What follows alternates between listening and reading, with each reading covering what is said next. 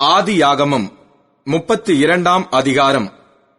யாக்கோபு பிரயாணம் பண்ணுகையில் தேவ தூதர்கள் அவனை சந்தித்தார்கள். யாக்கோபு அவர்களை கண்டபோது இது தேவனுடைய சேனை என்று சொல்லி அந்த ஸ்தலத்திற்கு மக்னாயிம் என்று பெயரிட்டான்.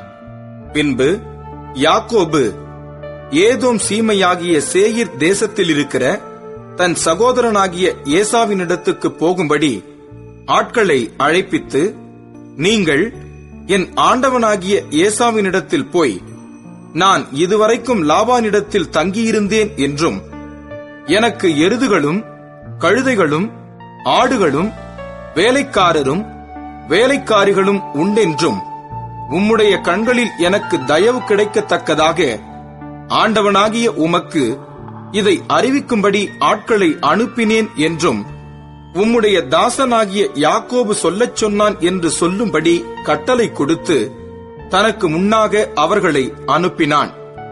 அந்த ஆட்கள் யாக்கோபினிடத்துக்கு திரும்பி வந்து, நாங்கள் உம்முடைய சகோதரனாகிய ஏசாவினிடத்துக்கு போய் வந்தோம். அவரும் 400 பேரோடே உம்மை எதிர்கொள்ள வருகிறார் என்றார்கள்.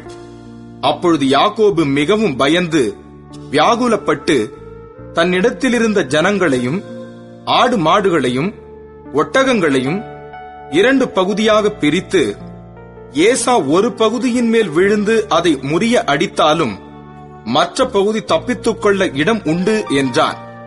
பின்பு யாக்கோபு, என் தகப்பனாகிய ஆபிரகாமின் தேவனும் என் தகப்பனாகிய ஈசாக்கின் தேவனுமாய் இருக்கிறவரே, உன் தேசத்துக்கும் உன் இனத்தாரிடத்துக்கும் திரும்பிப் போ, உனக்கு நன்மை செய்வேன் என்று என்னுடனே சொல்லியிருக்கிற கர்த்தாவே, அடியேனுக்கு தேவரீர் காண்பித்த எல்லா தயவுக்கும் எல்லா சத்தியத்துக்கும் நான் எவ்வளவேனும் பாத்திரன் அல்ல.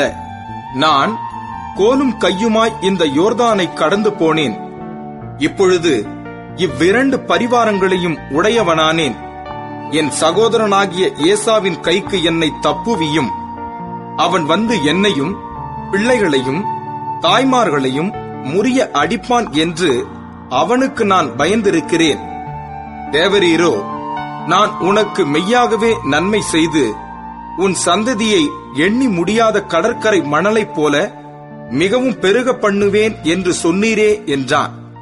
அன்று ராத்திரி அவன் அங்கே தங்கி தன் கைக்கு உதவினவைகளிலே தன் சகோதரனாகிய ஏசாவுக்கு வெகுமானமாக 200 வெள்ளாடுகளையும் 20 வெள்ளாட்டு கடாக்களையும் 200 செம்மறியாடுகளையும் 20 ஆட்டுக்கடாக்களையும் பால் கொடுக்கிற 30 ஒட்டகங்களையும் அவைகளின் குட்டிகளையும் 40 கடாரிகளையும் 10 காளைகளையும் 20 கோழிகை கழுதைகளையும் 10 கழுதை குட்டிகளையும் பிரித்தெடுத்து வேலைக்காரர் கையில் ஒவ்வொரு மந்தையை தனித்தனியாக ஒப்புவித்து, நீங்கள் மந்தைக்கு முன்னும் பின்னுமாக இடம் விட்டு எனக்கு முன்னாக ஓட்டிக்கொண்டு போங்கள் என்று தன் வேலைக்காரருக்கு சொல்லி, முன்னே போகிறவனை நோக்கி, என் சகோதரனாகிய ஏசா உனக்கு எதிர்ப்பட்டு, நீ யாருடையவன், எங்கே போகிறாய், உனக்கு முன் போகிற மந்தை யாருடையது என்று உன்னை கேட்டால், நீ, இது உமது அடியானாகிய யாக்கோபுடையது, இது என் ஆண்டவனாகிய ஏசாவுக்கு அனுப்பப்படுகிற வெகுமதி, இதோ அவனும் எங்கள் பின்னே வருகிறான் என்று சொல் என்றான். 2ஆம் 3ஆம் வேலைக்காரனையும் மந்தைகளின் பின்னாலே போகிற அனைவரையும் நோக்கி, நீங்களும் ஏசாவை காணும்போது இந்த பிரகாரமாக அவனோடே சொல்லி, இதோ உமது அடியானாகிய யாக்கோபு எங்கள் பின்னாலே வருகிறான் என்றும் சொல்லுங்கள் என்று கட்டளையிட்டான். முன்னே வெகுமதியை அனுப்பி அவனை சாந்தப்படுத்திக் கொண்டு பின்பு அவன் முகத்தை பார்ப்பேன். அப்பொழுது ஒருவேளை என் பேரில் தயவாய் இருப்பான் என்றான். அந்தபடியே வெகுமதி அவனுக்கு முன் போயிற்று.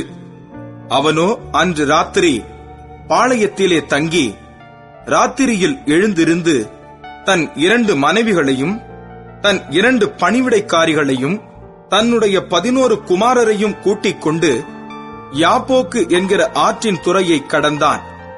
அவர்களையும் சேர்த்து ஆற்றை கடக்க பண்ணி தனக்கு உண்டான யாவையும் அக்கறைப்படுத்தினான். யாக்கோபு பிந்தி தனித்திருந்தான். அப்பொழுது ஒரு புருஷன் பொழுது விடியும் அளவும் அவனுடனே போராடி அவனை மேற்கொள்ளாததைக் கண்டு அவனுடைய தொடைச்சந்தை தொட்டார். அதனால் அவருடனே போராடுகையில் யாக்கோபின் தொடைச்சந்து சுளுக்கிற்று. அவர், நான் போகட்டும், பொழுது விடுகிறது என்றார். அதற்கு அவன், நீர் என்னை ஆசீர்வதித்தால் ஒழிய உம்மை போகவிடேன் என்றான். அவர், உன் பேர் என்ன என்று கேட்டார். யாக்கோபு என்றான். அப்பொழுது அவர், உன் பேர் இனி யாக்கோபு எண்ணப்படாமல் இஸ்ரவேல் எண்ணப்படும். தேவனோடும் மனிதரோடும் போராடி மேற்கொண்டாயே என்றார். அப்பொழுது யாக்கோபு, உம்முடைய நாமத்தை எனக்கு அறிவிக்க வேண்டும் என்று கேட்டான். அதற்கு அவர், நீ என் நாமத்தை கேட்பானேன் என்று சொல்லி அங்கே அவனை ஆசீர்வதித்தார். அப்பொழுது யாக்கோபு, நான் தேவனை முகமுகமாய்க் கண்டேன், உயிர் தப்பி பிழைத்தேன் என்று சொல்லி அந்த ஸ்தலத்துக்கு பெனியேல் என்று பெயரிட்டான். அவன் பெனியேலை கடந்து போகையில் சூரியன் உதயமாயிற்று. அவன் தொடைச்சுளுக்கினாலே நொண்டி நொண்டி நடந்தான். அவர் யாக்கோபுடைய தொடைச்சந்து நரம்பை தொட்டபடியால் இஸ்ரவேல் புத்திரர் இந்நாள் வரைக்கும் தொடைச்சந்து நரம்பை புசிக்கிறதில்லை.